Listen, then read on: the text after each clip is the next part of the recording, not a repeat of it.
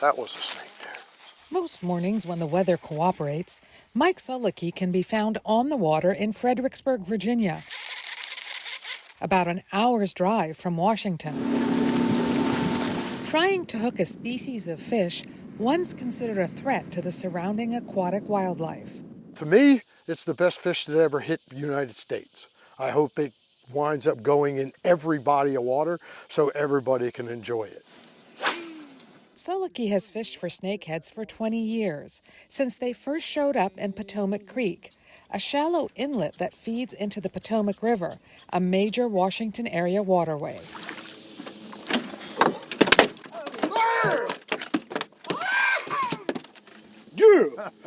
The water's very shallow, it gets very grassy, and that's their perfect habitat.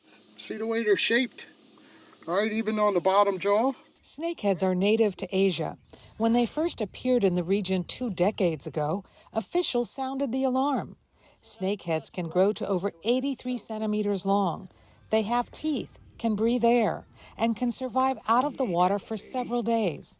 Scientists worried this top-level predator would decimate the area's native fish populations. What was driving the fear was that the abundance of snakeheads would get so high, they would just overwhelm the system. That never happened. Fisheries biologist John Odenkirk says snakeheads didn't take over the waterways in part because predators, including birds and other fish, found them. And he says the snakehead's natural prey, including smaller fish, instinctively adjusted to its presence. So the species they're eating the most of are not declining. So that, and again, if you look at the numbers of them out there, that would suggest they're not having an impact. Plus, there's a market for snakeheads. Their firm, mild-tasting white fish meat makes them a sought-after delicacy, Sulicki says. Like swimming chicken. It's the most heartiest piece of meat that you'll ever get. Even though snakeheads haven't had a noticeable negative impact on the ecosystem, Odenkirk isn't ready to give the invasive species the all-clear.